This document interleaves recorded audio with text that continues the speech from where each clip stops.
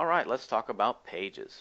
Pages are pretty much the exact same thing as posts, except for they're a little bit more static and they're a little bit more consistent and constant on your site. And they're not so much something that you maybe want to put in your blog roll, but it's something that you want to make sure that every visitor has ready and available access to. Things such as your About Us, your terms and conditions, your privacy policy, your contact us page, all of those things would be pages instead of posts, and they're a lot easier to access, and they're a lot more static, and they don't really change much. So diving into pages here, basically on the navigation bar under pages, you want to click Add New, or if you're in the Edit Pages section, you can click the Add New button right next to its title.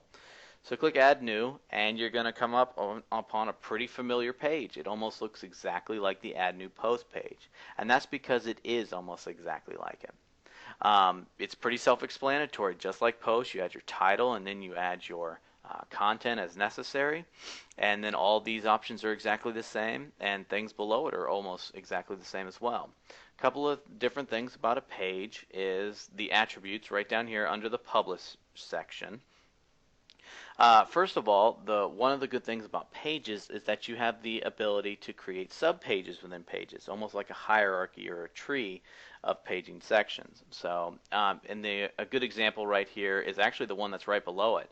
Basically, if you have an About Us page, you can also put individual members of your company or something like that, or maybe your life story or how your company got there, or something about your site that maybe not just be covered in a single About Us page. So it's good to have those sub pages in there as well.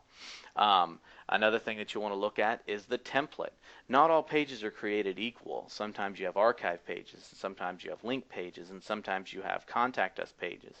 And theme developers recognize that, and depending on the theme that you get, sometimes you'll have a different template that you can apply to your page. The one that comes with WordPress by default, and that's the one we have installed right now, has an archives and a links template that you can apply to the page that you have. So keep that in mind if you're creating a page that maybe not just a page full of content, or maybe something that you just wanted to show as something else.